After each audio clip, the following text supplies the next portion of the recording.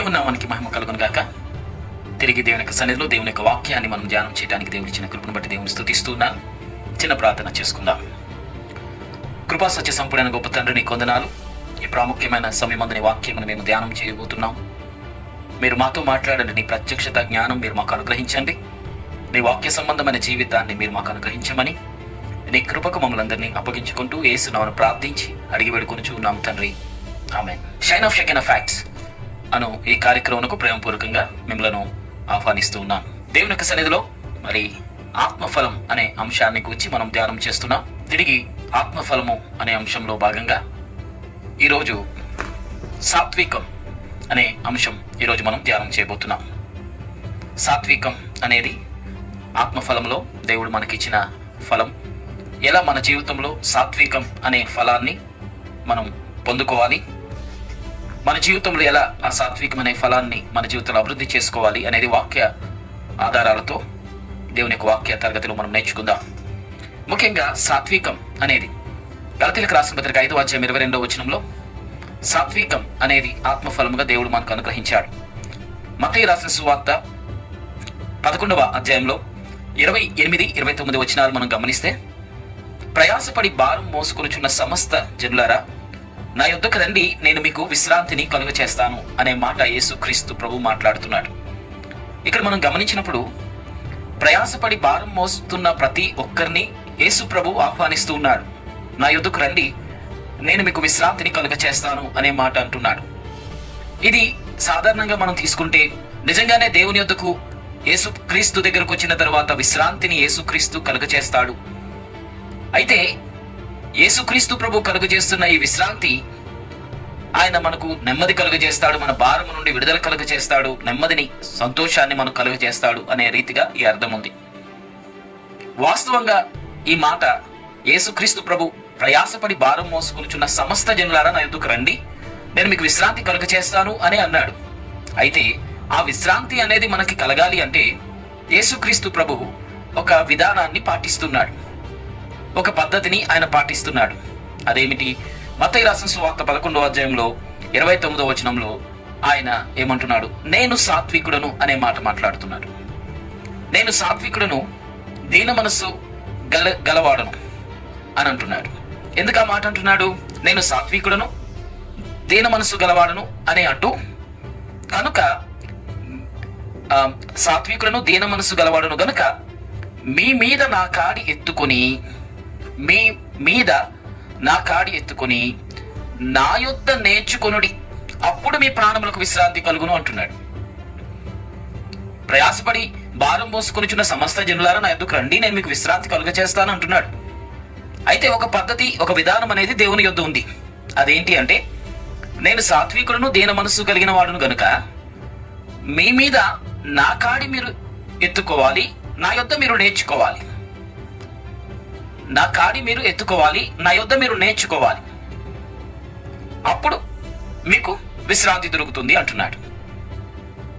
ఈ మాటల యొక్క అర్థాన్ని మనం గమనిస్తే ఈ 30వ వచనంలో ఏలయనగా నా కాడి సులువుగాను నా భారము తేలికగాను ఉన్నది అంటున్నాడు. భారం కలిగిన సమస్త భారం మోస్తున్న వాళ్ళు యేసుక్రీస్తు ప్రభు దగ్గరకు వస్తే యేసుక్రీస్తు ప్రభు విశ్రాంతిని కలుగజేస్తాడు. ఎప్పుడు కలుగజేస్తాడు అంటే యేసుక్రీస్తు యొక్క భారాన్ని ఒక వ్యక్తి మోసినప్పుడు. ఇది మనం గుర్తించాలి. అందుకే మరలా నేను చదువుతున్నాను. మత్తయి రాసిన సువార్త 11వ అధ్యాయం 28వ వచనంలో, ప్రయాసపడి భారం మోసుకొనుచున్న సమస్త జనులారా నా యొద్దకు రండి, నేను మీకు విశ్రాంతి కలుగజేస్తాను. నేను సాత్వికుడను దీన మనసు కలిగిన వాడును, మీ మీద నా కాడి ఎత్తుకొని నా యొద్ద నేర్చుకొనండి, అప్పుడు మీ ప్రాణములకు విశ్రాంతి. నా కాడి సులువుగాను నా భారము తేలికగా ఉన్నది అన్నాడు. సో నువ్వు భారం మోస్తున్న ఒక వ్యక్తిగా, ఈ లోక సంబంధమైన రీతిగా బాధ అనుభవిస్తున్న వ్యక్తిగా భారముతో యేసుక్రీస్తు ప్రభు దగ్గరకు వచ్చావు, నువ్వు విడుదల పొందటానికి, విశ్రాంతి పొందటానికి. యేసుక్రీస్తు ప్రభు ఏమంటున్నాడంటే, నీవు నా కాడి మోయాలి, నా భారం మోయాలి, అప్పుడు నీకు విశ్రాంతి కలుగుతుంది అంటున్నాడు. దీని అర్థం అది. అలా నా కాడి మోయాలి, నా భారం మీరు మోయాలి అని అనడానికి మధ్యలో యేసు ప్రభు ఏమంటున్నాడంటే, నేను సాత్వికుడను దీన మనసు కలిగిన వాడును కనుక అనే మాట మాట్లాడాడు. అంటే ఇక్కడ మనకు యేసు ప్రభు మనకు తెలియచేసినది ఏంటంటే, ఆయన సాత్వికుడుగా దీన మనసు కలిగిన వాడుగా ఉండి మన భారాన్ని ఆయన మోస్తున్నాడు. ఒకరి భారాన్ని ఒకరు మోయాలి అంటే అది సామాన్యమైన విషయం కాదు. నీకు భారం నుండి విడుదల కలుగచేసి నీకు విశ్రాంతి కలుగ చేయాలి దేవుడు. నీ భారాన్ని తీసివేసి నీకు విశ్రాంతి కలుగ చేయాలంటే నీ భారాన్ని ఆయన మోయాలి కదా, నీ బరువు ఆయన మోయాలి కదా. సరే, నీ బరువు ఆయన ఎత్తుకున్నాడు, నీ బరువు ఆయన తీసుకున్నాడు, ఆయన మోస్తున్నాడు, నీకు విశ్రాంతి కలగాలి. నీకు విశ్రాంతి కలగాలి అంటే నీ భారం దేవుడికి అప్పగించేసిన తర్వాత, నా భారం అమ్మయ్య నేను దేవుడికి అప్పగించేశాను, దేవుడు తీసేసుకున్నాడు అనుకుంటే నీకు విడుదల కాదు. నా భారం దేవుడికి ఇచ్చేశాను కాబట్టి నాకు విశ్రాంతి కలుగుతుంది అనుకుంటే పొరపాటే. ఎక్స్చేంజ్ జరగాలి. ఎక్స్చేంజ్ అంటే నీ భారం యేసుక్రీస్తు ప్రభుకి ఇవ్వాలి, యేసుక్రీస్తు ప్రభు యొక్క భారం నువ్వు తీసుకోవాలి. ఇది విధానం. ఈ పని ఎవరు చేయగలుగుతారు?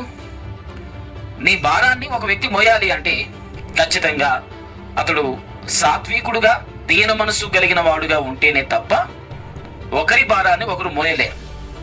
అందుకంటున్నాడు, నేను సాత్వికులను దీన మనసు కలిగిన వాడును, నేను సాత్వికులను దీన మనసు కలిగిన వాడును కాబట్టి నీ భారంను నేను తీసుకుంటాను, నేను మోస్తాను. నువ్వు మోయలేని భారం నేను మోస్తాను.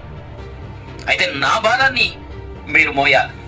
అయితే మీరు అనుకున్నట్టుగా కష్టమైన భారం కాదు, మీరు మోయలేనంత బరువు కాదు, నా కాడి సులువుగాను తేలికగాను ఉన్నది అనే మాట మాట్లాడుతున్నారు. గమనించండి, మన జీవితంలో సమస్య పోవాలనే కోరిక అందరికీ ఉంది, భారాన్ని పోగొట్టుకోవాలనే ఉద్దేశం అందరూ కలిగి ఉన్నారు. దేవుడు భారాన్ని మోస్తాను, నీ భారాన్ని నాకు ఇవ్వండి అనగానే అందరూ కూడా మన భారాన్ని దేవుడి మీద వేయటానికి అందరూ సిద్ధపడతాం. కానీ దేవుని యొక్క భారాన్ని మనం మోయటానికి ఇష్టపడం. ఇది సమస్య. ఎందుకు దేవునికి మన సమస్యలు అప్పగించినప్పటికీ మరలా మన జీవితంలో ఎందుకు మనం మోయలేని బరువు బాధ్యతలు మన మీద విస్తారంగా పెరుగుతూ ఉన్నాయి? దేవుని మీద మనం భారం వేసేసాము అని అనుకుంటున్నాము, కానీ దేవుని యొక్క భారాన్ని మనం మోయటానికి ఇష్టపడట్లేదు. అలాగా దేవుని యొక్క భారాన్ని మనం మోయాలి అంటే మనకు కూడా ఆయన ఎలాగ సాత్వికుడో దీన మనసు కలిగిన వాడో అదే హృదయం, అదే మనసు, సాత్వికము దీన మనసు అనేది మనము కూడా కలిగి ఉంటేనే కానీ దేవుని యొక్క భారాన్ని కాడిని మనం మోయలేము. కాబట్టి మన భారాన్ని దేవుడు మోస్తున్నప్పుడు, దేవుని భారాన్ని మనం మోసినప్పుడు నీకు విశ్రాంతి కలుగుతుంది తప్ప దేవుని దగ్గరకు వచ్చిన ప్రతి వ్యక్తి విడుదల, ఆశీర్వాదం, నెమ్మది లేక విశ్రాంతి కలుగుతుంది అనుకుంటే పొరపాటే. దేవుడు ఆయన మన భారాన్ని మోస్తున్నాడంటే ముఖ్యంగా ఆయన సాత్వికం కలిగిన వాడు. అదే రీతిగా ఆయన మన భారాన్ని మోయటానికి ఆయన సాత్వికుడు, దీన మనసు కలిగిన వాడుగా ఆయన ఉన్నాడు అనేది మనం గుర్తించాలి. ఈ విధానాన్ని బైబిల్ గ్రంథంలో పాత నిబంధనలో మనం గమనిస్తే ఈ విధానాన్ని మోషేకు దేవుడు నేర్పించాడు. సంఖ్యాకాండం 12వ అధ్యాయంలోనికి ఒకసారి మనం వద్దాం. సంఖ్యాకాండం 12వ అధ్యాయంలో మనం గమనిస్తే 11వ వచనం నుండి, సంఖ్యాకాండం 12వ అధ్యాయం 11వ వచనంలో ఇక్కడ మనం గమనిస్తే నేను చదువుతున్నాను కొన్ని మాటలు. ఒక నిమిషం. సంఖ్యాకాండం 12వ అధ్యాయం 3వ వచనం మొట్టమొదటిగా మనం చూద్దాం. మోషే భూమి మీద ఉన్న వారందరిలో మిక్కిలి సాత్వికుడు అనే మాట మనకి కనబడుతుంది. మోషే భూమి మీద ఉన్న వారందరిలో మిక్కిలి సాత్వికం కలిగిన వాడు అని బైబిల్ మనకి తెలియచేస్తుంది. మిక్కిలి సాత్వికం కలిగిన వాడు అంటే మోషే తన జీవితంలో దేవుని యొక్క సన్నిధిలో ఎంతగా తన్ను తాను తగ్గించుకున్నాడు, లేక ప్రజల యొక్క భారాన్ని మోయటానికి, ఇశ్రాయేలు ప్రజల యొక్క భారాన్ని అంతటినీ మోయటానికి ఎలా తను తాను సిద్ధపరుచుకున్నాడు అనేది మనకు అర్థమవుతుంది. మోషే తన జీవితంలో మిక్కిలి సాత్వికం కలిగిన వాడు. భూమి మీద అలాంటి వ్యక్తి ఎవరూ లేరు. అంటే మోషేకు దేవుడు అప్పగించిన బాధ్యత, ఇశ్రాయేలు ప్రజలందరినీ కూడా ఏదో తన గర్భమున పుట్టినట్టుగా మోసే బాధ్యత దేవుడు మోషేకు అప్పగించి, వీరందరినీ తీసుకొని నీవు కానాను దేశానికి తీసుకుని వెళ్ళనే ఒక పెద్ద బాధ్యత దేవుడు మోషేకు అప్పగించాడు. మరి ప్రజల యొక్క భారాన్ని మోషే మోయాలి అంటే, ప్రజల భారాన్ని మోషే మోయాలి అంటే మోషే జీవితంలో ఏం కావాలి? సాత్వికం, దీన మనసు అనేది కావాలి. సాత్వికం, దీన మనసు అనేది మోషే జీవితంలో మోషే కలిగి ఉన్నప్పుడు అప్పుడు మాత్రమే ప్రజల యొక్క భారాన్ని మోషే మోయగలుగుతాడు. తరువాత 12వ అధ్యాయం సంఖ్యాకాండం 11 నుండి నేను చదువుతున్నాను. అహరోనికి ఇలా అంటున్నాడు, అయ్యో నా ప్రభువా, మేము అవివేకులం పాపులమైన మేము చేసిన ఈ పాపం మా మీద మోపవద్దు. తన తల్లి గర్భంలో నుండి పుట్టినప్పటికే సగము మాంసము క్షీణించిన శిశువు శవం వలె ఆమెను ఉండనీయకుము అని మోషేతో చెప్పగా, మోషే ఎలుగెత్తి, దేవా దయచేసి ఈమెను బాగు చేయమని యెహోవాకు మొరపెట్టెను. అప్పుడు యెహోవా మోషేతో, ఆమె తండ్రి ఆమె ముఖమును మీద ఉమ్ము వేసిన ఎడల ఆమె 7 దినములు సిగ్గుపడును కదా, ఆమె పాలెం వెలుపల 7 దినములు ప్రత్యేకంగా ఉండవలను, తరువాత ఆమెను చేర్చుకొనవలెను. ఇక్కడ మనం గమనిస్తే ఈ సన్నివేశంలో మోషే మీద సనుగుకున్న మిరియాము, మోషేకు విరోధంగా ప్రవర్తించిన మిరియాము విషయంలో తిరిగి మరలా మోషే తన విషయంలో ప్రార్థన చేస్తున్నాడు. మోషేకు భిన్నంగా వ్యతిరేకంగా ప్రవర్తిస్తున్న మిరియాము విషయంలో మరలా మోషే తన అక్క అయిన మిరియాముకు క్షమాపణ కలగాలి, అయ్యో ఇలాంటి శోధన సమస్య నుండి, రోగము నుండి ఆమె స్వస్థపరచబడాలనే ప్రార్థన మోషే చేస్తున్నాడు. ఇక్కడ మనం గమనిస్తే మోషే జీవితంలో సాత్వికాన్ని దేవుడు ఎలా నేర్పిస్తున్నాడు అంటే, మోషే మంచి చేస్తుంటే వ్యతిరేకంగా, మోషేకు విరోధంగా, శత్రువులుగా సొంత వారే ప్రవర్తిస్తున్న సమయంలో, తన కుటుంబమే తనకు విరోధంగా ప్రవర్తిస్తున్న సమయంలో దేవుడు శిక్ష కలుగు చేస్తున్నప్పుడు, అయ్యో ప్రభువా అలా చేయొద్దు, క్షమించు, మా అక్కను క్షమించు, అలాగా బాధ పెట్టొద్దు, అలా రోగం కలుగ చేయొద్దు అనే రీతిగా తిరిగి మరలా తన అక్క విషయంలో ప్రార్థన చేస్తూ ఉన్నాడు. అంటే ఒక వ్యక్తిని క్షమించడం, ఒక వ్యక్తి తనను దూషిస్తున్నప్పటికీ దేవుని సన్నిధిలో ఆమె పక్షంగా ప్రార్థన చేయటం, ఆమెకు క్షమాపణ కలగాలి, స్వస్థత కలగాలనే ప్రార్థన చేయటం, ఇవన్నీ జరగాలి అంటే మోషేకు దీన మనస్సు, సాత్వికం అనేది కావాలి. ఎందుకు? చాలా పెద్ద బాధ్యత మోషే తల మీద ఎత్తుకున్నాడు. తన అన్నయ్యన అహరోను ఒక పక్క సహకారంగా ఉండాలి, ఒక పక్క మిరియాము ఒక పక్క తనకు సహకారంగా ఉండాలి. తను ఒక్కడే ఇశ్రాయేలు ప్రజలందరినీ నడిపించలేడు, తనతో పాటు కుటుంబం తనకు సహకారంగా ఉండాలి. అలాంటి సమయంలో తనకు విరోధంగా మిరియాము, తన అక్క, సొంత అక్క వ్యతిరేకంగా ఉన్నప్పుడు, అది తన జీవితంలో పరిచర్య చేస్తున్నప్పుడు అది చాలా ఆటంకంగా ఉంటుంది. కాబట్టి మోషే జీవితంలో ఒక పక్క ప్రజలందరి భారాన్ని మోస్తూ నలిగిపోతున్న సమయంలో సొంత కుటుంబం నుండే శోధన సమస్యలు ఉంటే ఎలా తట్టుకోగలడు? అయితే తన అక్క విషయంలో క్షమాపణ అడిగే ప్రార్థన చేస్తున్నాడు అంటే మోషే జీవితంలో మనకు అర్థమవుతుంది, మోషేకు దేవుడు సాత్వికమును నేర్పిస్తున్నాడు. అందుకే భూమి మీద ఉన్న వారందరిలో మోషే సాత్వికం కలిగిన వాడు అనేది మనం గుర్తిస్తున్నాం. సో బాధ్యత ఎక్కువగా మోషే జీవితంలో ఉన్న కారణంగా మాటి మాటికి అతడు చికాకు పడే సందర్భాలు ఏర్పడతాయి. ఎందుకంటే ప్రజలు మాకు ఇది కావాలి, అది కావాలి అని మోషే మీద సనుగుకోవటం, మోషేకు విరుద్ధంగా ప్రవర్తించడం, ఇవన్నీ జరుగుతున్నప్పుడు మోషే దేవునికి వ్యతిరేకంగా, ఎందుకు అసలు ఈ బాధ్యత అప్పగించావు నాకు, ఎందుకు అని ప్రశ్నించిన సందర్భాలు ఉన్నాయి. అయితే సాత్వికం అనేది, దీన మనస్సు అనేది మోషే జీవితంలో ప్రయాణం ప్రారంభించబడినప్పటి నుండి ప్రయాణం చివరి వరకు కూడా 40 సంవత్సరాల సుదీర్ఘ కాలంలో దేవుని యొక్క సన్నిధిని ఎలా తగ్గించుకోవాలో, దీన మనసు కలిగి ఉండాలో మోషేకు దేవుడు నేర్పించాడు. కాబట్టి మన జీవితంలో బాధ్యత అనేది దేవుడు మనకు అప్పగించినప్పుడు చాలా సందర్భాల్లో ఆ బాధ్యతను మనం నిర్వర్తిస్తున్న సమయంలో అది భారంగా మనం భావించడం, ఈ బాధ్యత ఎందుకు నాకు దేవుడు పెట్టాడు తల మీద, ఎందుకు ఈ భారం నా మీద పెట్టాడు, నేను ఈ పని నేను చేయలేకపోతున్నాను అనే రీతిగా మనం ఒక్కొక్కసారి కృంగిపోయిన సందర్భాలు ఉండొచ్చు. అయితే దీన మనస్సు అనేది నీకు నేర్పించడానికి, సాత్వికం అనేది దేవుడు నీకు నేర్పించడానికి, నీ జీవితంలో తగ్గింపు అనేది దేవుడు నీకు నేర్పించడానికి రకరకాల బాధ్యతలను దేవుడు నీకు అదనంగా కేటాయిస్తాడు. యేసుక్రీస్తు ప్రభువు ఏమంటున్నాడు? ప్రయాసపడి భారం మోయుచున్న ప్రతి ఒక్కరూ నా దగ్గరికి రండి, నేనేం చేస్తాను, మీరు నేర్చుకునే విధానం నేర్పిస్తాను. అదేమిటి? నా కాడి ఎత్తుకొని మీరు నా యొద్ద నేర్చుకోవాలి. ఎలా నేర్చుకోవాలో, ఎలా మీకు సాత్వికమైన మనస్సు మీకు కలుగుతుందో, ఎలా భారాన్ని మోయగలిగిన స్థితిలో మీరు తయారవుతారో మీకు నేను నేర్పిస్తాను అనేది చెప్తున్నారు. ఇప్పుడు ఎలా దేవుడు మనకు సాత్వికాన్ని నేర్పిస్తాడు? ఉదాహరణకు యేసు ప్రభు, నేను సాత్వికులను, దీన మనసు కలిగిన వాడును కనుక నా కాడి ఎత్తుకుని నా యొద్ద మీరు నేర్చుకోనండి అని అన్నాడు.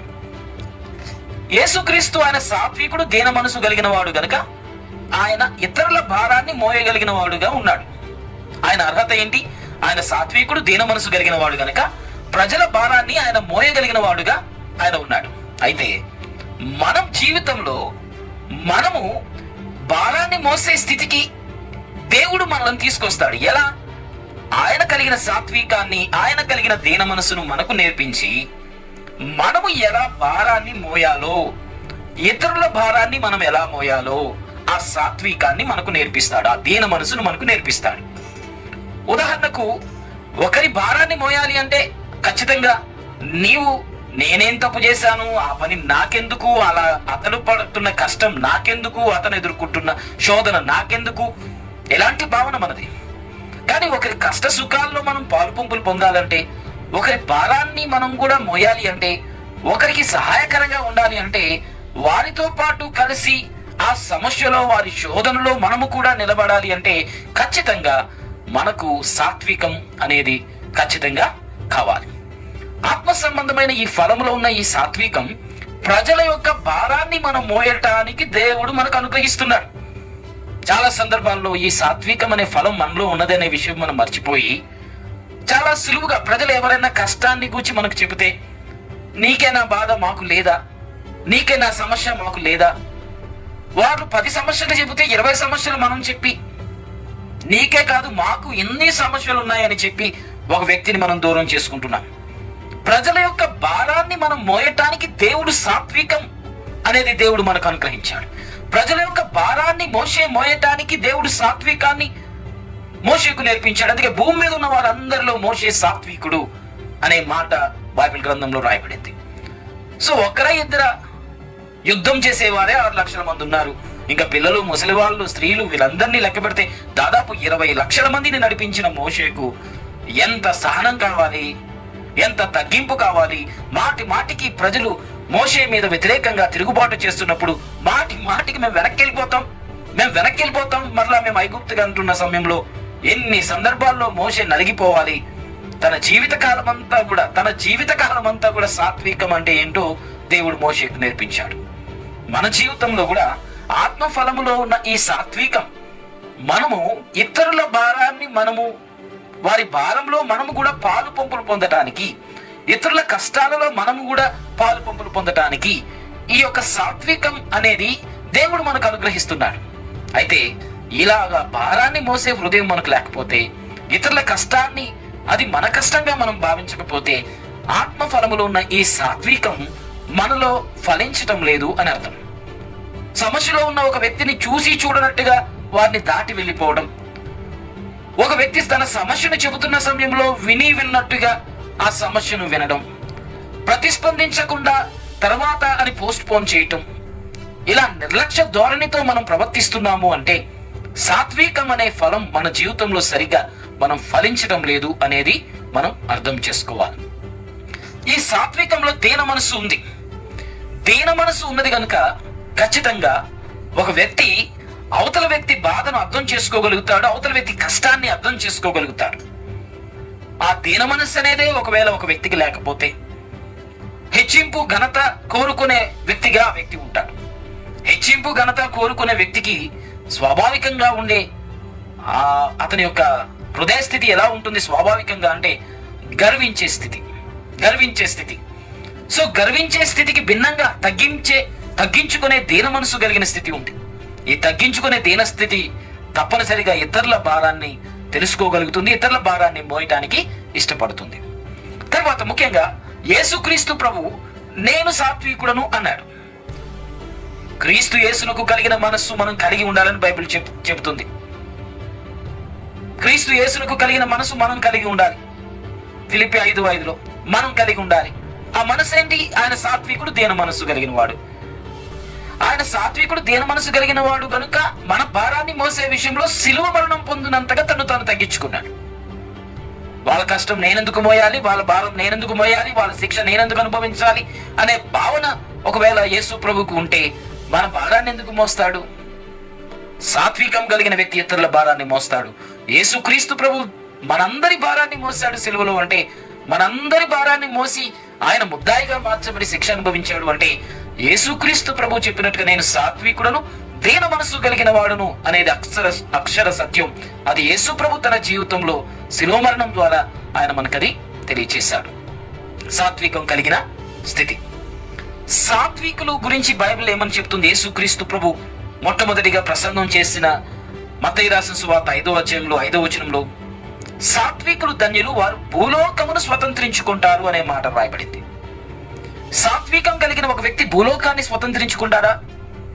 సాత్వికం కలిగిన ఒక వ్యక్తి భూలోకాన్ని స్వతంత్రించుకొని పరిపాలన చేసే రీతిగా, తన మాట చెల్లుబాటు అయ్యే రీతిగా, స్వతంత్రించుకునే రీతిగా ఒక వ్యక్తి ఉండగలుగుతాడా అంటే అవును, ఉండగలడు. సాత్వికం కలిగిన ఒక వ్యక్తి యొక్క భారంలో పాలు పంపులు పొందుతాడు కాబట్టి ఆ వ్యక్తి అందరికీ కావాలి. ఒక వ్యక్తి ఒక భారాన్ని చూస్తూ అతడు కఠినంగా ఉంటాడు కాబట్టి ఈ సాత్వికం కలిగిన వ్యక్తి ప్రపంచానికి కావాలి. కాబట్టి సాత్వికం కలిగిన ఒక వ్యక్తి అతని యొక్క స్పందించే హృదయం, ఇతరుల సమస్యల విషయంలో అతడు పడే కష్టం, ఇతరులను విడుదల కలుగజేసే విషయంలో అతడు చేసే సాహసాలు, ఇతరుల కొరకు అతడు పనిచేసే విధానం, ఇదంతా కూడా ఆత్మఫలము కలిగిన సాత్వికుల అవసరం ప్రపంచానికి ఉంది. ఒక వ్యక్తికి ఉన్న కష్టాన్ని చూసి చూడనట్టుగా దాటి వెళ్ళిపోతున్న రీతిగా చాలా మంది ఈరోజు మనం జీవిస్తున్నాం. మంచి సమరయుడు అనే ఒక కథ, ఒక ఉపమానం యేసుక్రీస్తు ప్రభు చెబుతున్నప్పుడు వాక్యం తెలిసిన వ్యక్తులు, శాస్త్రులుగా పరిచయులుగా పిలువబడుతున్న వ్యక్తులు, ఒక వ్యక్తి దొంగల చేత కొట్టబడి మూలుగుతూ నిస్సహాయ స్థితిలో, రక్తం ఒక పక్క బ్లీడింగ్ అయిపోతూ, ఇంకా కొంత సమయానికి ఇక కోమా, రక్తం అతనికి బ్లీడింగ్ అయిపోతే కోమాలోకి వెళ్ళిపోయే పరిస్థితి కూడా ఏర్పడింది. అతనికి కలిగిన కష్టాన్ని చూసి జాలిపడి వెళ్ళిపోయి ఉంటారు, లేకపోతే చూసి చూడనట్టుగా వెళ్ళిపోయి ఉంటారు. కానీ వాక్యం అంటే అసలు ఏంటో తెలియని ఒక అన్యుడైన వాడు సమరయుడు ఇమ్మీడియట్ గా అతని గాయాన్ని కట్టాడు. బ్లీడింగ్ అయిపోకుండా, రక్తస్రావం జరగకుండా కత్తితో పొడిచేశారు. గాయాలు పాలైపోయాడు. కత్తితో పోట్లు పొడిచేశారు దొంగలు. గాయాలు పాలైపోయిన వ్యక్తికి కట్లు కట్టాడు.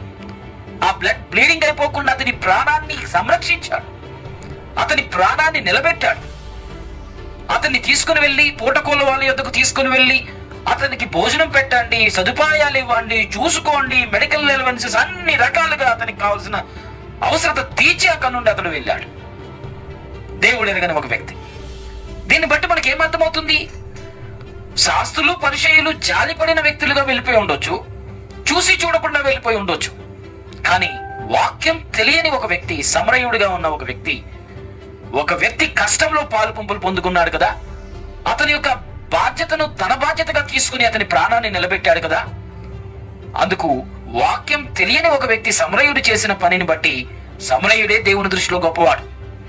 చాలా సందర్భాల్లో వాక్యం ఎంతగా మనకు తెలిసినప్పటికీ, వాక్య సంబంధమైన అనుభవం మనకు ఎంత ఉన్నప్పటికీ, దేవుని యొక్క ప్రేమను గూర్చిన విధానం, దేవుని యొక్క ప్రేమ త్యాగం అన్ని మనం తెలుసుకున్నప్పటికీ, ఎందుకు ఇతరుల కష్టాలలో, ఇతరుల బాధలలో ఎందుకు మనం పాలు పంపులు పొందటం లేదు? ఇతరులతో పాటు వారికి ఉన్న సమస్య నుండి వారిని బయటకు తీసుకొచ్చే రీతిగా ఎందుకు మనం వారి విషయంలో ఆలోచించటం లేదు? ఒకటి, మనకున్న భారమే ఎక్కువ, మనకున్న సమస్యలే ఎక్కువ, మన భారమే ఎక్కువ, వారి బాధల్లో ఎలా పాలు పంపులు పొందుతాము అనే భావన. కాబట్టి ప్రయాసపడి భారం మోసుకొనుచున్న సమస్త జనులారా నా యొద్దకు రండి అంటే ఇమ్మీడియట్ గా మనకి ఏమనిపిస్తుంది ఆ మాటను బట్టి అంటే, సమస్త జనులారా అని దేవుడు మాట్లాడాడు, భారం మోయిచున్న ప్రజలారా అని దేవుడు మాట్లాడాడు. ఆ భారం అంటే పాపం. ఆ పాప భారమును మోస్తున్న వారికి యేసుక్రీస్తు ప్రభు విడుదల ఇస్తాడు. కాబట్టి ఈ మాట పాపుల గురించి దేవుడు మాట్లాడుతున్నాడు. పాపం అనే భారాన్ని మోస్తున్న ప్రతి వ్యక్తికి విడుదల కలుగజేస్తాను అని యేసు ప్రభు చెప్తున్నాడు అనుకుంటారు. పాపం అనే భారాన్ని మోస్తున్న ప్రతి వ్యక్తికి ఆయన విడుదల ఇస్తాడు, అది వాస్తవం, ఎందుకంటే ఆయన రక్షకుడు, కరెక్టే. కానీ ఇక్కడ చెబుతున్న ఈ మాట ఏంటో తెలుసా? భారాన్ని మోసుకుంటూ తిరుగుతున్న ప్రజలారా నా ఎదుగు రండి అని ఎవరితో చెప్తున్నాడో తెలుసా? నీ భారమే, నువ్వు రక్షించబడినా రక్షించబడకపోయినా నీ భారమే నీకు ఎక్కువైపోయి, నువ్వు మోయలేనంత బరువు అయిపోయి, అసలు దేవుని యొక్క ఉద్దేశం ఏంటి, దేవుని యొక్క ఆయన చిత్తం ఏంటి అనేది కూడా ఆలోచించే తీరిక లేకుండా, 24 గంటల సమయం దేవుడు మనకిస్తే 24 గంటల సమయం ఏంటి, ఇంకొక 2 గంటలు దేవుడు పెంచితే మంచిది కదా అని ఆలోచిస్తున్న నీకు ఇంకో 2 గంటలు ఉంటే మంచిది కదా, సమయం సరిపోవట్లేదు, నా బాధ్యతలు నేను నిర్వర్తించుకోవడానికి 24 గంటలు సరిపోవట్లేదని ఆలోచించుకుంటున్న నీ గురించే దేవుడు మాట్లాడుతున్నాడు. నీ భారం దేవుడికి ఇమ్మంటున్నాడు. దేవునికి నీ భారం ఇమ్మంటున్నాడు. నీ భారం దేవుడికి ఇమ్మంటున్నాడు. నిన్ను మోసుకొని తిరగమని చెప్పట్లేదు. చాలా సందర్భాలలో మన బాధ్యతలే మనకు ఎక్కువ భారాలు అయిపోయినాయి. ఇన్ని బాధ్యతలు ఉన్నాయి, ఇంత భారం నాకు. ఇన్ని బాధ్యతలు ఉన్న కారణంగా నేను ఈ పని దేవుని కొరకు నేను చేయలేను అనుకుంటున్నావు. దేవుని గురించి నువ్వు చేసే పనిని గూర్చి ఒకసారి మనం ఆలోచన చేస్తే, మన వ్యక్తిగత, మన కుటుంబ, మన జీవితానికి ఇచ్చే విలువ, మన జీవితాన్ని ప్రేమించే రీతిగా, మన జీవితంలో మనం గడిపే సమయం, వీటన్నిటిని ఒక పక్క పెట్టి దేవుని గురించి ఆలోచించే సమయం, దేవుని కొరకు పని చేసే సమయం, ఇతరుల కష్టాలను గురించి ఆలోచించి వారికి సహాయపడే సమయం, ఇలాంటిది ఒక పక్క మనం ఆలోచన చేసి ఈ రెండింటిని ఒక తగ్గడలో వేసి చూస్తే ఎంత సాత్వికం మనకుందో అర్థమైపోతుంది. ఎంత సాత్వికం కలిగిన మనసు మనకుందో అర్థమైపోతుంది. చాలా మంది సాత్వికం అంటే తలకి కింద ఎట్టుకొని స్తోత్రం స్తోత్రం ప్రభు, దీన మనసు అంటే ఇలా అనుకుంటున్నారు. సాత్వికం అంటే, దీన మనసు అంటే తలకే కింద పెట్టుకుని ఇలా స్తోత్రం స్తోత్రం కాదు అసలు విధానం. బంధకాల్లో ఉన్న ప్రజలకు విడుదల కలుగజేయటానికి, బంధకాల్లో ఉన్న వ్యక్తుల భారాన్ని మోయటానికి, ఇతరుల కష్టంలో మనం పాలిభాగస్తులు అవటానికి ఈ సాత్వికం అనేది దేవుడు మనకిచ్చాడు. సాత్వికం, దీన మనసు అంటే ఏదో భక్తిగా నిష్టగా తగ్గించుకొని ఇలా అబ్బా నాయన తండ్రి అంతా బ్రతుకుతాం అనుకుంటున్నారు అందరూ. దాని విలువ, సాత్వికం అంటే దాని అర్థం ఎవరికి అర్థం కావట్లేదు. యేసు ప్రభు సాత్వికం కలిగిన వాడు. యేసు ప్రభు సాత్వికం కలిగిన వాడును తనకు తానుగా స్టేట్మెంట్ ఇచ్చాడు, నేను సాత్వికుడును దీన మనసు కలిగిన వాడునని. సరే, సాత్వికుడు దీన మనసు కలిగిన వాడు అంటే మన ఉద్దేశంలో తగ్గించుకొని నెమ్మదిగా ఎవరేమన్నా మాట్లాడుకుంటాం నెమ్మదిగా అలా వెళ్ళిపోయాడు అనుకుంటున్నారా? మీకు చూపిస్తాను వాక్య ఆధారాలతో, నేను మీకు తెలియచేస్తాను బ్రదరా. మత్తయి రాసిన సువార్త 21:12 నుండి 17 వరకు చదవండి. యేసుక్రీస్తు ప్రభు దేవాలయంలోనికి ఎంటర్ అవుతాడు. దేవాలయంలో బిజినెస్ జరుగుతూ ఉంది. బిజినెస్ ఏంటి? రోకలు మార్చువారు అని ఉంటుంది. రోకలు మార్చువారు అంటే ఏంటో తెలుసా? నువ్వు డాలర్స్ పట్టుకొచ్చిస్తే నేను రూపీస్లో కన్వర్ట్ చేసి డబ్బులు ఇస్తాను. అది రోకలు మార్చడం అంటే ఎక్స్చేంజ్. దేవుని మందిరంలో ఎక్స్చేంజ్ సెంటర్ కూడా పెట్టారు ఇప్పుడు. దేవుని మందిరంలో నువ్వు బయట దేశాల నుండి ప్రజలు వస్తారు కదా, టూరిస్టర్స్, వాళ్ళందరూ దేవుని మందిరంలోనికి వచ్చి కానుకేయాలంటే నువ్వు ఎక్స్చేంజ్ చేసుకొని మా డబ్బులు మాకేయాలి తప్ప నువ్వు వేరే డబ్బులు డాలర్స్ రూపంలో ఇవ్వద్దనే ఊరిలో. కాబట్టి రోకలు మార్చేవారు వీళ్ళందరూ. రోకలు మార్చడం అంటే అప్పుడు ఎక్స్చేంజ్ సెంటర్. అది దేవుని మందిరంలో ఎక్స్చేంజ్ సెంటర్ పెట్టి, అమ్మ నీ డబ్బు ఈ దేశంలో చెల్లదు కనుక ఇక్కడ నువ్వు ఎక్స్చేంజ్ చేసుకుని అప్పుడు ఇక్కడ కానుకేయాలనేవారు.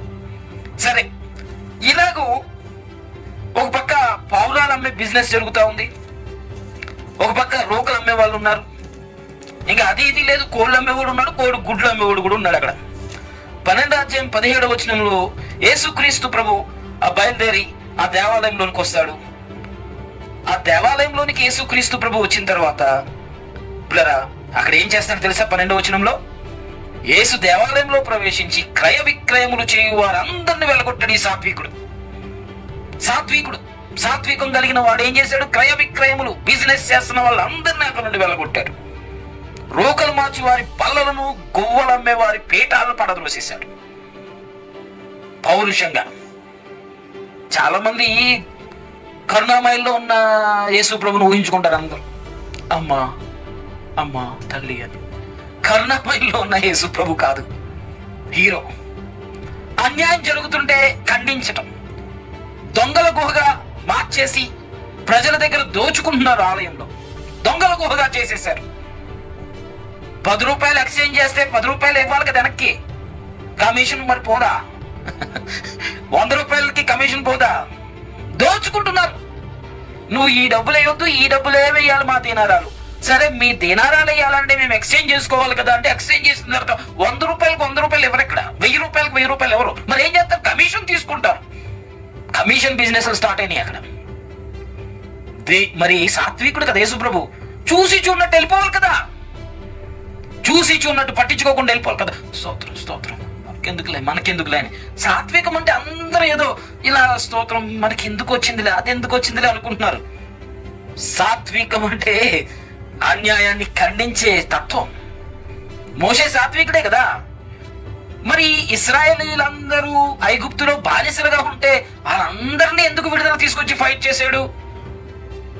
వాళ్ళకి శాలరీలు ఇవ్వట్లేదు, ఫరో శాలరీలు ఇవ్వట్లేదు. తరాల తరాల తరాలు అందరూ కూలీలే. ఏం పని చేస్తున్నావా అంటే ఏం చేస్తున్నావయ్యా అంటే ఇటుకలు చేస్తున్నాం. కొడుకు ఏం చేస్తున్నాడయ్యా అంటే ఇంజనీర్లు ఎవరు మళ్ళీ ఇటుకలు చేస్తున్నాం. ఇది వాళ్ళ యొక్క కూలీల వ్యవస్థ స్థితి. మరి ఈ మోషే ఏం చేశాడు? మరి శాలరీ ఎంత అవుతుందా అంటే శాలరీ లేదు వాళ్ళకి. అన్యాయంగా బానిసలుగా నలిగిపోతున్న ఇశ్రాయేలు ప్రజలను ఏం చేశాడు మోషే? వారందరినీ బయటకు తీసుకురావడానికి సాత్వికుడు అనేవాడు ఫైట్ చేశాడు.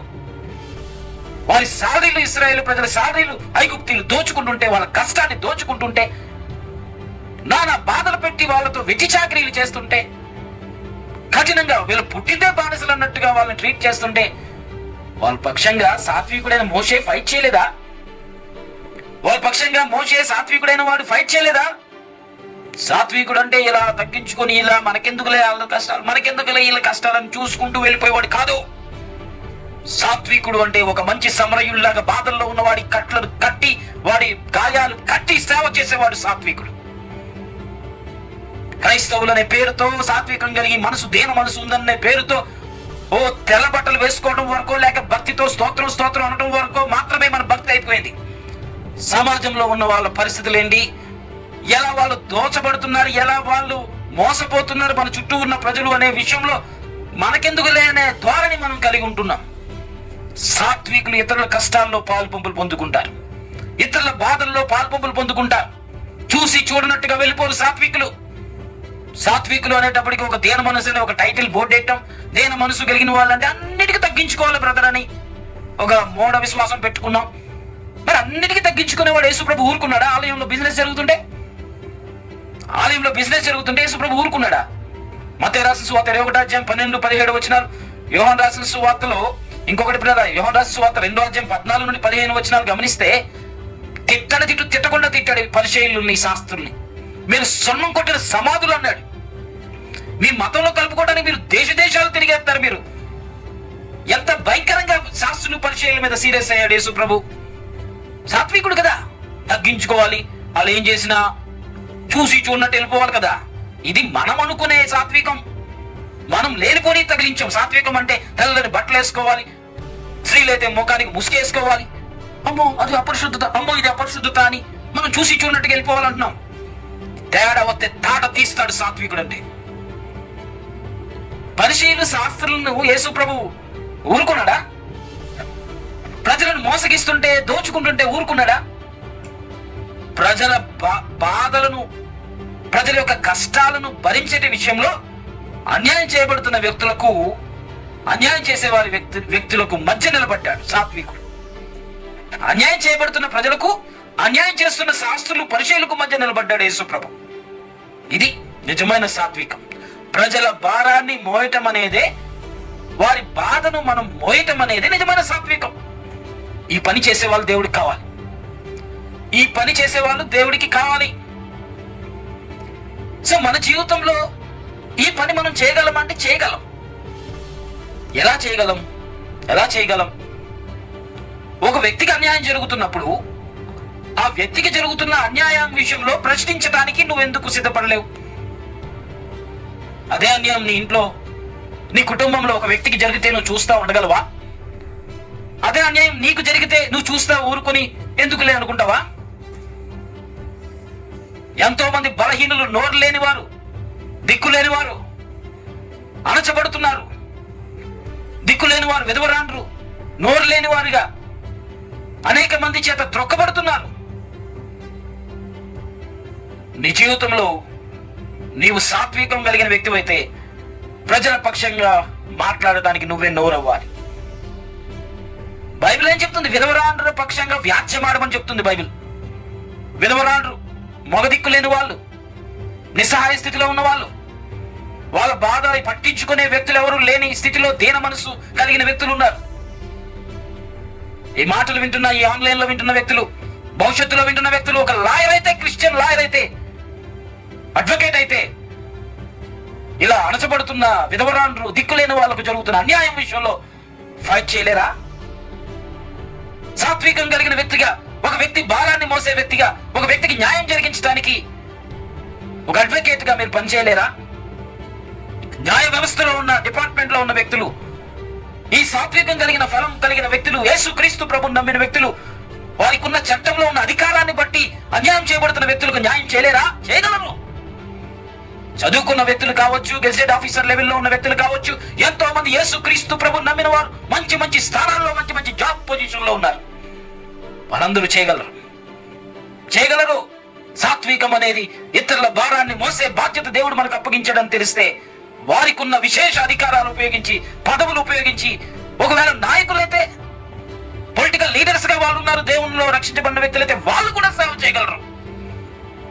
సాత్వికం అంటే ఇతరుల భారాన్ని మోసే రీతిగా మనకు ట్రైనింగ్ ఇస్తున్నాడు యేసు ప్రభు.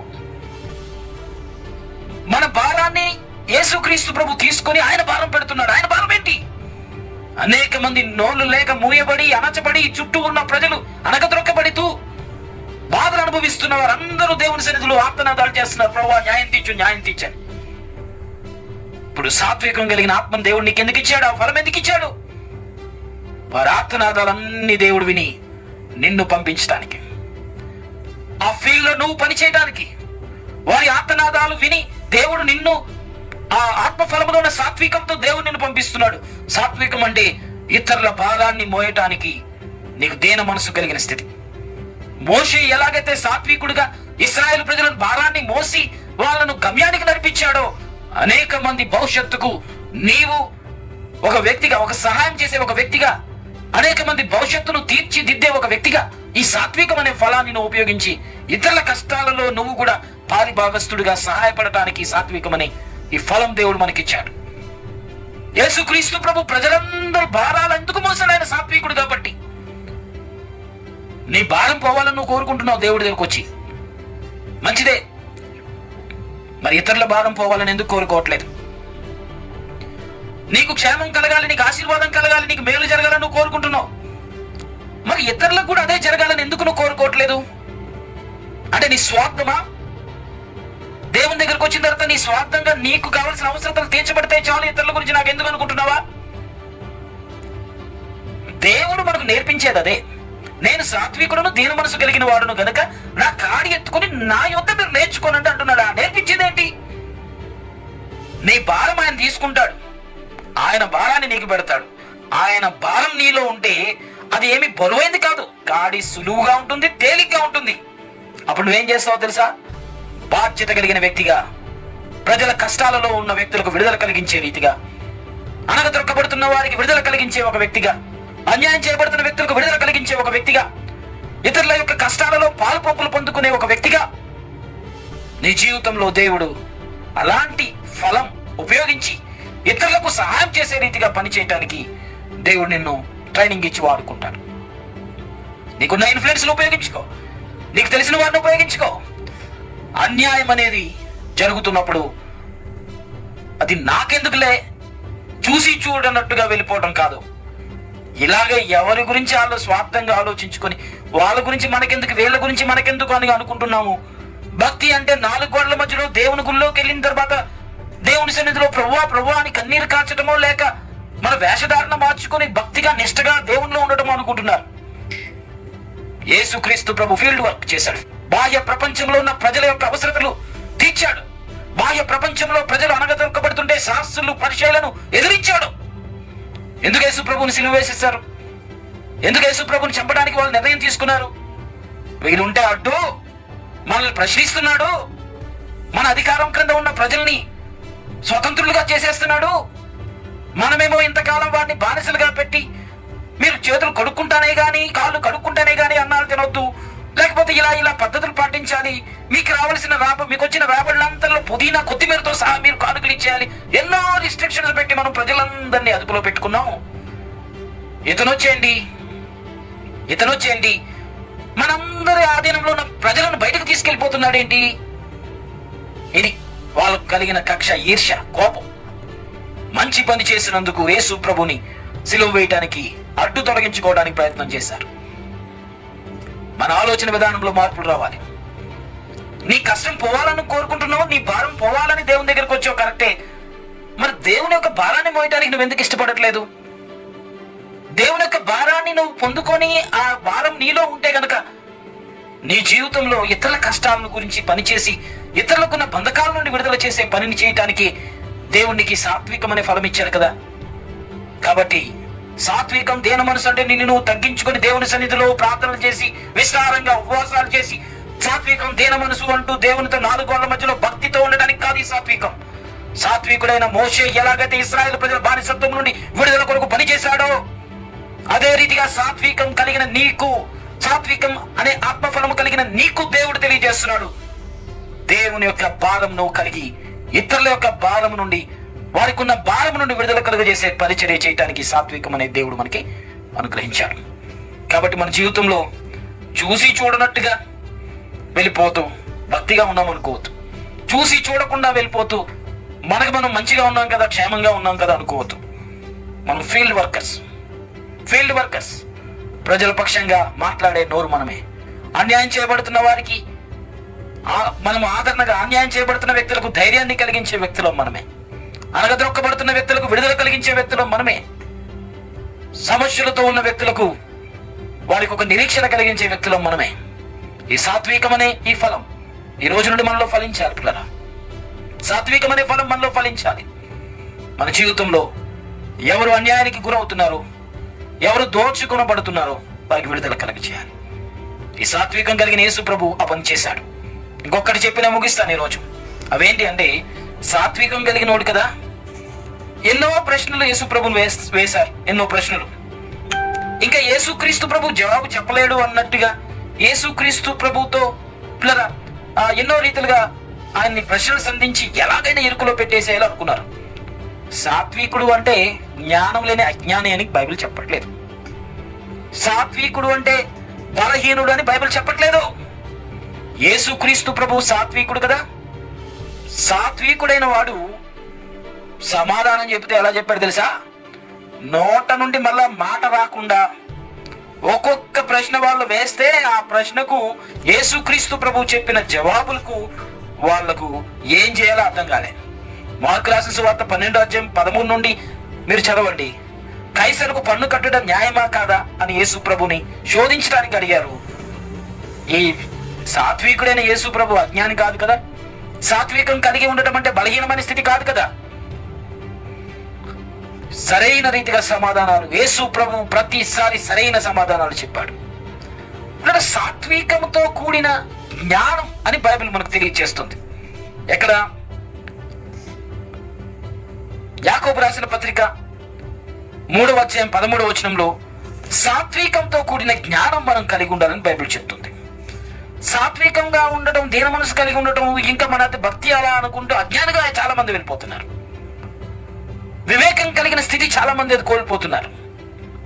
బైబిల్ ఏం చెప్తుంది? నువ్వు పావురం వల్ల పరిశుద్ధంగా ఉండు. ఎస్, నువ్వు దేవుని నమ్మినందుకు పావురంలా పరిశుద్ధంగా నిష్కలంకంగా నువ్వు ఉండు. సేమ్ టైం పాముల వల్ల వివేకంగా కూడా ఉండని చెప్తుంది. చాలా మంది దేన మనసు, తగ్గింపు, ప్రార్థనా జీవితం పేరుతో చాలా తగ్గించుకొని స్తోత్రం అంటానే ఉన్నారు. చాలా మంది వివేకం లేదు. పరిశుద్ధత అంటున్నారు, వివేకం లేదు. సాత్వికం కలిగిన వ్యక్తి జ్ఞానవంతుడు. ఇది బైబిల్ మనకు చెప్తుంది. యాకోబు రాసిన పత్రిక 3:13 నేను చదువుతున్నాను పిల్లరా. ఏమని బైబిల్ సెలవిస్తుందో, ఎలా ఉండమని చెప్తుందో ఇక్కడ యాకోబు చక్కగా రాశాడు. 3:13 నేను చదువుతున్నాను. మీలో జ్ఞాన వివేకములు కలిగిన వాడెవడు అని ప్రశ్నిస్తున్నాడు. మీలో జ్ఞానము వివేకం కలిగిన వాడెవడు అని ప్రశ్నిస్తూ వాడు జ్ఞానముతో కూడిన సాత్వికం కలిగిన వాడై తన యోగ్యమైన ప్రవర్తన వలన తన క్రియలను కనపరచాలి. యాక్షన్ ఫీల్డ్ లోకి రావాలి. జ్ఞానముతో కూడిన సాత్వికం కలిగిన వాడై తన యోగ్యమైన ప్రవర్తన వలన తన క్రియలను కనపరచాలి. ఏంటా క్రియలు? సాత్వికం కలిగిన వాడు ఏం చేస్తాడు? జ్ఞానంతో కూడిన సాత్వికం కలిగిన వ్యక్తి ఏం చేస్తాడు?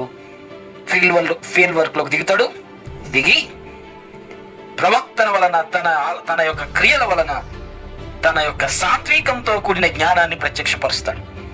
కాబట్టి సాత్వికం అంటే అది మన బలహీనత కాదు. దేని మనసు కలిగి ఉండటం అంటే చేతకాని తత్వం కాదు. సాత్వికంతో కూడిన జ్ఞానం గురించి బైబిల్ చెప్తుంది మనకి. కాబట్టి యేసుక్రీస్తు ప్రభు ఏ ప్రశ్న వేసినా సాత్వికంగా దీన మనసు కలిగి ఆయన అడిగిన అజ్ఞానమైన ప్రశ్నలకు తగ్గించుకొని వాళ్ళ అజ్ఞానాన్ని గుర్తించి సాత్వికంగా నెమ్మదిగా సమాధానం చెప్పాడు. ఎలా చెప్పాడు తెలుసా? జ్ఞానయుక్తంగా చెప్పాడు. వాళ్ళేమనుకున్నారు, ఇంత భక్తిగా ఇంత నిష్ఠగా ఉన్న వ్యక్తి మనం అడిగే ప్రశ్నలకు ఏం జ్ఞానం ఉంటుంది, ఏం చెప్పగలుగుతాడు, మనం లిటిగేషన్ క్వశ్చన్స్ చేస్తున్నాం కదా అనుకున్నారు. ఒక వ్యభిచారం ముందు పట్టబడిన స్త్రీని పట్టుకొచ్చాడు. ఇదిగో మా మోషే చెప్పాడు రాళ్ళతో కొట్టమని, నువ్వేం చెప్తావు అని అడిగారు. యేసుప్రభు ఎలా చెప్పాడు? సావకాశంగా. వాళ్ళందరూ రాళ్లతో ఎత్తిలా కొట్టే పొజిషన్లో ఉండగా చాలా దీనంగా ఏదో నేల మీద రాస్తా ఉన్నాడు, ఏదో నేల మీద గీస్తా ఉన్నాడు, బొమ్మలు వేస్తా ఉన్నాడు, లేకపోతే ఏదో రాస్తా ఉన్నాడు. ఏం అర్థం కాలేదు వాళ్ళకి. ఏంటి ప్రాబ్లం, ఇంత పెద్దగా తీసుకొచ్చాం, ఏంటి ఇమీడియట్ గా స్పందించట్లేదు ఏంటని వాళ్ళు అనుకుంటారు. నెమ్మదిగా సాత్వికంగా దీనంగా ఉండి కూల్గా ఉండి ఏం చేసాడు? మీలో పాపం లేనివాడు ఎవడో ముందు రాయేయమన్నాడు. ఒక్కరు లేడు అక్కడ. యేసుక్రీస్తు ప్రభు సాత్వికం దేన మనసు కలిగిన వాడే. సాత్వికం దేన మనసు కలిగిన వాడు మాట్లాడితే ఒక్కడు లేడు అక్కడ రాయేయటానికి. ఒక్కడు లేడు యేసు ప్రభుని ప్రశ్నించిన వాడు చరిత్రలో. సాత్వికుడు దేన మనసుడు అంటే ఎవడేమన్నా నోరు మూసుకొని ఇలా వెళ్ళిపోవాలనుకుంటున్నారు అందరూ. నువ్వు మాట్లాడితే అవతల వ్యక్తికి మాట్లాడడానికి ఇంకొక మాట రాకూడదు. నువ్వు జవాబు చెబితే అవతల వ్యక్తి ప్రశ్నించడానికి ఇంకొక ప్రశ్న ఉండకూడదు. సాత్వికంతో కూడిన జ్ఞానంతో మనం బ్రతకాలి. గొర్రెలు అంటున్నారు కదా, ఏమన్నా వీళ్ళు మౌనంగా వెళ్ళిపోతారని. ఎందుకు అనలేకపోతున్నాం? ఏది వాక్యంలో విషయాలు తెలియదు కాబట్టి. అంతకు మించి ఎవరేమన్నా మౌనంగా ఉండాలి, అలా వెళ్ళిపోవాలి, ఎందుకు వచ్చిందిలే మనకు వచ్చిందిలే అనుకుంటున్నాం కాబట్టి. వాక్యం అనేది నీలో ఉంటే, వాక్యమే నీలో ఉంటే, యేసుప్రభు సమాధానం చెప్పలేదా? యేసుప్రభులో వాక్యం ఉంది కదా. ప్రశ్నలు వేస్తుంటే మౌనంగా వెళ్ళిపోయాడా? ప్రశ్నలు సంధిస్తుంటే ఒక్క ప్రశ్న కూడా మరలా ఇంకొక ప్రశ్న వేయకుండా ఉండే జవాబులు చెప్పాడు. ప్రశ్న వేసిన వ్యక్తికి అర్థం కాలేదు, అసలు ఎందుకు వేసాడు ఆ ప్రశ్న అనే రీతిగా అనుకున్నారు అందరూ. ఈ కైసరుకు పన్ను కట్టడం న్యాయమా కాదంటే అసలు ధ్యానంలో నా దగ్గర తీసుకురండి, దాని మీద ఉన్న బొమ్మ ఎవరిది, చేరాత ఎవరిదంటే ఇది కైసరదే అన్నారు. మరి కైసరికి ఇచ్చేయండి, దేవుడికి ఉండడం వాళ్ళందరికీ మర్చిపోయింది. ఏం చేయాలి అర్థం కాలేదు. మన జీవితంలో దీన మనసు కలిగి ఉండడం, సాత్వికం కలిగి ఉండడం అంటే నోరు మూసుకొని అలా వెళ్ళిపోవడం కాదు. సాత్వికంతో కూడిన జ్ఞానంతో మనం స్పందించాలి. సాత్వికంలో జ్ఞానం ఉంది. సాత్వికంలో ప్రజల యొక్క బాధల నుండి విడిపించే జ్ఞానం ఉంది. అణగదొరకబడుతున్న ప్రజల కొరకు వారి భారాన్ని మోసే సత్తా ఉంది సాత్వికంలో. నువ్వు మాట్లాడకపోతే ఒకరి పక్షంగా, ఒక వ్యక్తి అన్యాయానికి గురవుతున్నప్పుడు నువ్వు మాట్లాడకపోతే, మనకెందుకు వచ్చిందిలే అనుకుంటే రేపు నీకు జరిగితే, ఆ కష్టం నీకొస్తే తన దాకా వచ్చినాక ఎవరికి ఏది అర్థం కాదంట. భక్తి పేరుతో, భక్తి ముసుగులో వాళ్ళ కష్టాలు మనకెందుకు, వీళ్ళ కష్టాలు మనకెందుకు అనుకుంటూ వెళ్ళిపోతున్నామేమో. ఈ సాత్వికం అనే ఫలం గురించి వింటున్న ప్రతి ఒక్కరు, ఈ ఫలం, సాత్వికం అనే ఫలం మోషేలాగా ప్రజల కష్టాన్ని పాలు పంపులు పొందుకునే సాత్వికం ఇది. యేసుక్రీస్తు ప్రభు మన పాపముల విషయంలో మన శిక్షను అనుభవించి ఎలా మన భారం మోసాడో ఆ సాత్వికం ఇది. అదే సాత్వికం నాకుంది, నేను దీన మనసు కలిగిన వాడును, నా కాళ్ళు ఎత్తుకొని నా బరువు మీరు మోయండి అని యేసు ప్రభు చెప్పాడు. కాబట్టి దీనికి సరిగ్గా మనం అర్థం చేసుకోవాలి. దేవుని సాత్వికాన్ని దేవుడు మనకిచ్చాడు ఆత్మఫలం రూపంలో. ఆ సాత్వికం కలిగిన మనమేం చేయాలి అంటే, ఆ సాత్వికం కలిగిన మనం ఇతరుల యొక్క బాధలను మనం మోయటానికి తగ్గించుకోవాలి. ఒక మాట ఇలా ఇంకా విస్తరించి మాట్లాడను. పాత నిబంధనలో ప్రవక్తలందరూ ఉండేవారు కదా, వారందరూ ఎందుకంత ఉద్రేకంగా మాట్లాడేవారు, ఎందుకంత కఠినంగా ప్రజలను సంబోధించి తిట్టేవారు తెలుసా? భారం మోసేవారు. దేవుడు ఎంత భారం మోస్తున్నాడో ఆ భారం వాళ్ళు మోసేవారు. ప్రవక్త అంటే దేవుని నోరు అని అర్థం. ఇశ్రాయేలు ప్రజలు దేవునికి వ్యతిరేకంగా ప్రవర్తిస్తుంటే ఆ దేవుని భారాన్ని వాళ్ళు మోసేవారు కాబట్టి గొంతు చించుకుని అరిచేవారు. దేవుని స్థానంలో దేవుని మాట వాళ్ళు ప్రకటించడానికి ఎన్నో రీతులుగా వాళ్ళు దేవుని భారాన్ని బయటకు తెలియచేసి సరిచేయడానికి, సరిదిద్దడానికి ఎన్నో అవమానాలు వాళ్ళు ఎదుర్కొన్నారు. ప్రజలను సరిదిద్దడానికి ఎన్నో రీతిలుగా ప్రజలను గద్దించేవారు. దేవుని భారం వాళ్ళు మోసారు కాబట్టి అనేక మంది దృష్టిలో చెడ్డవాళ్ళు అయ్యారు. ఈ ప్రవక్త ఏంటి ఇలా చెప్తున్నాడు, మన నాశనం గురించి చెప్తున్నాడు ఏంటి, ఇలా చెప్పిస్తున్నాడు ఏంటి అనుకున్నారు. దేవుని భారం కలిగిన వ్యక్తి అన్నిటిని అనుభవించడానికి సిద్ధపడాలి. దేవుని భారం కలిగిన ఒక వ్యక్తి అన్నిటి కొరకు సిద్ధపడాలి, దేవుని కొరకు పని చేయడానికి సిద్ధపడాలి. దేవుని భారాన్ని మోసే వ్యక్తులు మనం. దేవునికి భారం ఇస్తే నువ్వు దేవుని కొరకు పని చేయాలి. ఈ సాత్వికం అనేది అదే. మోషేగా భారం పెట్టాడు. 40 సంవత్సరాలు సుదీర్ఘ ప్రయాణం మోషే ఆ సాత్వికం కలిగిన వాడుగా దేవుని వద్ద నేర్చుకున్నాడు, ప్రజలు నడిపించాడు. ఆ బాధ్యత నీకు అప్పగిస్తే, అదే బాధ్యత మోషే స్థానంలో నీకు అప్పగిస్తే, 1 రోజు 2 రోజులు 4 రోజులు 1 నెల రోజులు చేసిన తర్వాత ఏమంటావు? నేనేమన్నా కన్నానా, నాకేమన్నా పుట్టారా? ఎందుకంట మోషే కూడా అన్నాడు, దేవుడు సరి చేశాడు. మన జీవితంలో మనకెందుకు వచ్చింది, మనకేమన్నా పుట్టారా, మనకు తెలిసా వాళ్ళు అనుకుంటాం. వాళ్ళందరి కొరకు పని చేయడానికి సాత్వికాన్ని దేవుడు మనకిచ్చాడు. ఎవరికో పుట్టారా అనాథులు, ఎవరో వాళ్ళు మనకు తెలియదు, వాళ్లకు సేవ చేసే రీతిగా, కష్టాల్లో ఉన్న వ్యక్తికి సహాయం చేసే రీతిగా ఈ సాత్వికం అనే దేవుడు మనకిచ్చాడు. కాబట్టి దేవుని భారాన్ని ప్రవక్తలు ఎలా మోసి పనిచేశారో అదే రీతిగా దేవుని భారాన్ని మనం మోసి మనం ఇతరుల కొరకు పని చేయడానికి సాత్వికం అనేది దేవుడు మనకు అనుగ్రహించాడు. సాత్వికం కలిగిన మోషే భారం మోసాడు, సాత్వికం కలిగిన యేసు ప్రభు మన భారం మోస్తున్నాడు. సాత్వికం అనేది మనకిచ్చాడు కదా, ఈ సాత్వికం కలిగిన మనం దేవుని భారాన్ని మోయాలి. దేవుని భారం అంటే ఇతరుల భారాన్ని మోస్తూ బంధకాల్లో ఉన్న వ్యక్తులకు సహాయపడాలి. ఇలాంటి స్థితి ఈ సాత్వికం అనే ఫలం ద్వారా దేవుడు మనకి అనుగ్రహించాడు. చిన్న ప్రార్థన. కృపా సత్య సంపూర్ణ గొప్ప తండ్రి నీకు వందనాలు. ఈ వాక్యం అలా ముద్రించండి. వాక్యమైన వారందరూ, సోషల్ మీడియా ద్వారా ఈ వాక్యాన్ని ధ్యానించిన వారందరినీ ఈ సాత్వికం కలిగిన మనస్సు అనేది ఇతరుల భారాన్ని పాలుపంపులు పొందుకుని వారి యొక్క భారం నుండి విడుదల కలుగజేసే పరిచర్య ఈ సాత్వికం అనేది జరిగిస్తుంది కనుక ఈ వాక్యమైన వారు ఎవరైనా సరే ఏ ఆత్మఫలమైన ఈ సాత్వికాన్ని గురించి విన్నవారు ప్రజల యొక్క భారం నుండి ప్రజలను విడిపించే పనిని చేయటానికి, ప్రజల భారాన్ని వారు కూడా మోయటానికి సిద్ధపడే మనస్సు వారికి కలుగచేయమని ప్రార్థన చేస్తూ ఈ వాక్యమాలో ముద్రించి నీ సేవలో ప్రతి ఒక్కరిని మీరు వాడుకో. యేసునామమున ప్రార్థించి అడిగి వేడుకొని చూద్దాం తండ్రి. ఆమేన్. తండ్రైన దేవుని ప్రేమ, మన ప్రభువును రక్షకుడు యేసుక్రీస్తు వారికి కృప, పరిశుద్ధాత్మ అన్యోన్య సహవాసం కూడిన మనకు సర్వలోకములో ఉన్న పరిశుద్ధులకు ఇప్పుడు ఎల్లప్పుడు సదాకాలం దేవుని యొక్క కృప తోడండి సంరక్షించి నడిపించును గాక. ఆమేన్. అందరికీ వందనాలు. God bless you all. దేవుడు మిమ్మల్ని దీవించును గాక.